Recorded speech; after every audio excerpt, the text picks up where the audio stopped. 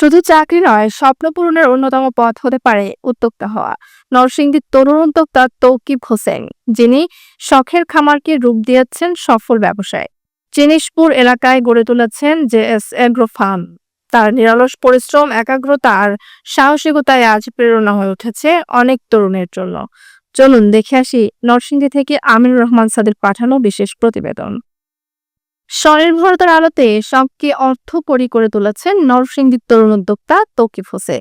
তাকে দেখিয়ে অনুপ্রাণিত হচ্ছেন আরও অনেক তরুণ, বেছে নিচ্ছেন উদ্যোক্তা হওয়ার পথ। পশুপালনকে কেন্দ্র করেই গড়ে উঠেছে নতুন সম্ভাবনার গল্প। পড়াশোনা শেষ করে চাকরির পেছনে না ছুটে হাতে তুলে নেন নিজের সম্ভাবনা গড়ার দায়িত্ব। শুরুটা হয় পৈতৃক ব্যবসা দিয়ে। এরপর 2 বছর আগে নরসিংদী সদর উপজেলার জিনিসপুরে গড়ে তোলেন জেএস এগ্রো ফার্ম। মাত্র 10টি গরু দিয়ে শুরু করেছিলেন যাত্রা। আজ তার খামারে আছে 40টিরও বেশি দেশীয় বিদেশি জাতের ষাঁড়। সবই বড় হয়েছে নিজের হাতে চাষ করা ঘাস আর তৈরি খাবার খেয়ে।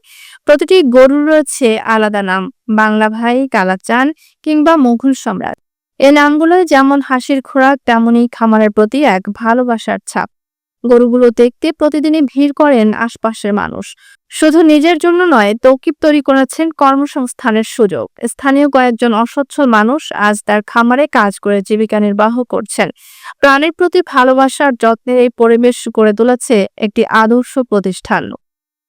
বেকারত্বদের প্রতি পরামর্শের আগে আমার বাংলাদেশ সরকারের নিকট পরামর্শ বা সরকারের নিকট আমাদের অনুরোধ যে তারা যদি আমাদের কৃষি খাতটাতে একটু নজর দেয়, তারা যদি আমাদের কৃষি খাতে একটু লোন কিংবা যে কোনো একটা অর্থের ব্যবস্থা করে দেয়, হয়তোবা অনেক তরুণরা আছে তারা চাকরি নাই বা বেকার, তারা বিভিন্ন খারাপ কাজে লিপ্ত হইতেছে, কিন্তু অনেকের মনে আজকে পশুপালন এটা সেটা নিয়ে শখ আছে। যদি কৃষি খাতে সরকার তরুণদেরকে একটু সুযোগ দেয়, আশা করি বাংলাদেশের বেকারত্ব দূর হবে। তো আগে যখন দেখলাম গত বছর ছোট গরুগুলোর প্রতি মানুষের আগ্রহ ছিল, কিন্তু এই বছরটাতে দেখা যায় বড়গুলোর প্রতি একটু আগ্রহ। এখন এই আগ্রহটা কি কারণে, আসলে আমার এখানে কি দাম কমে আমি বিক্রি করতেছি এটা হইতে পারে, নাকি তারাই বড়গুলোর প্রতি একটু নজর দিতেছে তা আমি বলতে পারি না। তবে আলহামদুলিল্লাহ ছোট বড় মিলে সবকিছুর চাহিদা আছে বিধায় ছোট বড় এই বছর রাখা হয়েছে। আগে বেকার ছিলাম, কিন্তু এখন এই কাজ করার পরে সংসার পরিবার সবই সুন্দর চলে। সিরাজ কাকু আছে একটা, সাকিব ভাই আছে একটা লাল গরু, আর টকিব ভাই আছে একটা কালা গরু। ফার্মের মধ্যে 4টা গরু আছে, আলাই দিলে আমরা আর ভালো গরু। এখানে ভাই আমরা ফার্ম আছে, আলাই দিলে মনে করেন 50টা গরু আছে। 50টা গরুর মধ্যে মনে করেন 2 বেলা গোসল, তারপরে সকালে বুসি ভুট্টা বোটে চললাম মনে করেন মিলাই আর কি। খাওয়ার পরে কুডা মুডা দোনটার মধ্যে দুপুরে সকালে যে খাওন দুপুরে এই খাওয়ানি। সকালবেলা গরুরে খাবার দাওয়ার পরে গোসল করে, গোসল করানোর পরে যাও দেই, মিষ্টি আলু দেই, মিষ্টি কুমড়া দেই, খের দেই। আমি এখানে পলাশ থেকে আসছি গরু দেখার জন্য। আমার এক ভাইয়ের সাথে আমরা ফেসবুকের মাধ্যমে জানতে পারছি এখানে একটা ফার্ম আছে, এটা দেখার জন্য আসছি। অনেক বড় বড় গরু আছে, তাই আসছি শুনে আর কি। এই ধরনের উদ্যোক্তা শুধু সফলই নয়, তরুণ সমাজের জন্য অনুপ্রেরণাও।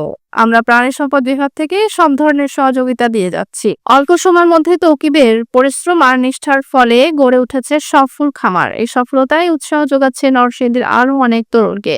আমাদের প্রাণী সম্পদে বর্তমান মাননীয় উপদেষ্টা মহোদয় আছেন, ওনারা কিন্তু ওইখান থেকে ইচ্ছা আসলে প্রান্তিক খামারিদেরকে ভালো করার লক্ষ্যে কিন্তু প্রাণী সম্পদ বিভাগ তাদের অর্থনীতিকে উন্নত করার লক্ষ্যে কিন্তু প্রাণী সম্পদ বিভাগ কাজ করে যাচ্ছে। আমরা জুলাই পরবর্তী সময়ে কিন্তু আমরা অনেক ছেলেদেরকে পেয়েছি যারা আগ্রহী, আমাদের কাছে যারা আসে তারা উদ্যোক্তা হওয়ার জন্য। এবং আমরা এই অল্প সময়ের মধ্যে আমরা অনেক উদ্যোক্তাকে পেয়েছি যারা ব্যক্তিগত উদ্যোগে তারা তাদের গবাদি পশুর খামার স্থাপনে তারা খুবই আগ্রহী হচ্ছে। আমরা ওদেরকে কিন্তু টেকনিক্যাল সাপোর্ট, স্পেশালি খামার করতে কী কী লাগে, কেমন তার ইনপুটস লাগে, এই সহায়তাগুলো কিন্তু আমরা তাদেরকে দিয়ে যাচ্ছি। এবং আমরা এই গত 1 বছরে কিন্তু আমাদের এই হারটা অনেক বেশি বেড়ে গেছে, উদ্যোক্তার সংখ্যাটা, ফ্যাটারিংয়ের ব্যাপারটা। এবং আসলে বিভিন্ন মিডিয়া থেকে তারা দেখেছে, তারা সেখান থেকে দেখে তারা নিজেরা আগ্রহী হয়ে তারা খামারগুলো করেছে। চিকিৎসার ব্যাপারটা আসলে এটা খুবই একটা গুরুত্বপূর্ণ ইস্যু। আসলে আমরা চেষ্টা করে থাকি আমাদের পক্ষ থেকে যতটুকু করা আসলে। আপনারা সবাই জানেন আমাদের সীমিত রিসোর্স আমাদের রয়েছে। আমরা অনেকগুলো খামারিদের সাথে প্রতিনিয়ত যোগাযোগ রাখতে, তাদের প্রশিক্ষণ। তরুণদের এই এগিয়ে চলাই বদলে দিতে পারে দেশের কৃষি ও অর্থনীতির চিত্র। কারণ যদি ইচ্ছা থাকে, তবে সম্ভাবনার কোনো অভাব নেই।